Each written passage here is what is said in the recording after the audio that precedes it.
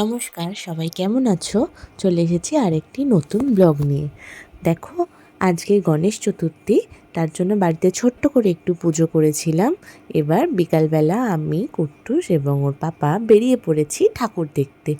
ঠাকুর দেখতে যেতে আমি সারা জীবনই খুব ভালোবাসি, সেটা দুর্গা পুজো হোক বা কালী পুজো, কিন্তু গণেশ চতুর্থীতে যে এতটা ক্রেজ আছে এটা যে মুম্বাই নয়, এটা আমি প্রথম ভাবতেই পারিনি। তার কারণ হচ্ছে, এটা মুম্বাই না হওয়ার সত্ত্বেও এখানে এত বড় করে লাইটিং করে প্যান্ডেল হয়েছে এবং সেই ঠাকুর দেখতে আমরা প্রত্যেকে চলে গেছি। আর দেখো, বেশ ভালোই ভিড়ও ছিল। মানে মানুষের এখন একটা শুধুমাত্র ছুতো দরকার হয় কিছু না কিছু করে গেট টুগেদারের জন্য বা বাইরে বেরোনোর জন্য। চলো, ঠাকুর দেখতে এসে গেছি।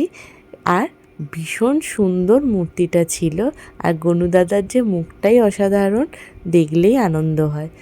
আর এইদিকে এত আওয়াজ, এত লাইট প্রথমবার দেখতে পেয়ে সে তো মানে ঘাবড়ে যাওয়ার মতোই তার অবস্থা। আমরা চলে যাচ্ছি পরবর্তী প্যান্ডেলের দিকে। আর এখানে আমাদের রোটারিগুলো এত সুন্দরভাবে লাইটিং করেছে, দেখলেই মনটা আনন্দে ভরে যাচ্ছে যে আর কিছুদিন পরেই আমাদের বাঙালির শ্রেষ্ঠ উৎসব, যেটা হচ্ছে দুর্গাপুজো।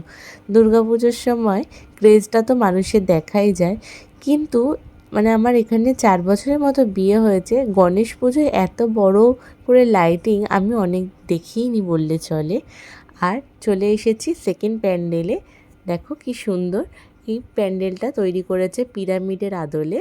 পিরামিডের মতো করেই ধাঁচটা তৈরি, ভেতরে বেশ মমি টমি করে ডিজাইনও করা আছে। আমরা যাচ্ছি ভিতরে এবার। প্যান্ডেলগুলোয় এত বেশি গানের আওয়াজ ছিল, আমার পুচকু তো রীতিমতো হকচকিয়ে গেছে।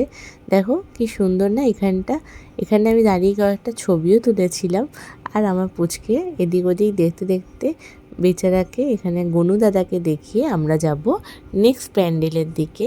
রাস্তায় এই দেখো চারদিকে কি সুন্দর। বেচারা আমার ভ্যাবা চাকা খেয়ে গেছে। আর এখানে আমরা যাচ্ছি লাস্ট প্যান্ডেল, কারণ এরপরে আমাদের বাড়ি যাওয়ার একটা পালাও আছে।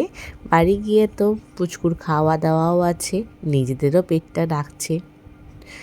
দেখো কি সুন্দর না এগুলো, দেখতেও খুব ভালো লাগে। আমার থেকেও এবছর হয়তো অতটা কিছু না মনে রাখতে পারলেও এইগুলি ওর কাছে স্মৃতির মতো হয়ে থাকবে যে ওর মা বাবা ওকে ঠাকুর দেখতে নিয়ে গিয়েছিল। এবার যাচ্ছি ভেতরে। এখানে খুব সুন্দর করে অনুষ্ঠানও হচ্ছিল, একটা নাচ গান কবিতা, সেখানেও আমরা কিছুক্ষণ দাঁড়িয়েছিলাম।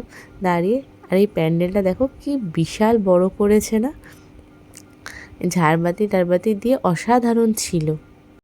কুট্টুস আমার অতিরিক্তই পেকে গেছে, কেউ প্যান্ডেলে হাত বাড়িয়ে নিতে চাইলেই তাকে ঘাড় নাড়িয়ে আগেই না বলছে, যেন মনে হবে কত বড় ছেলে, কেউ ওকে শিখিয়ে দিয়েছে। চলো, আজকের ব্লগটা এইটুকুই। পরে আসবো আর একটা নতুন ব্লগ নিয়ে। ততক্ষণের জন্য টাটা। সবাই বলো তোমাদের কেমন লাগলো। ততক্ষণের জন্য বাই।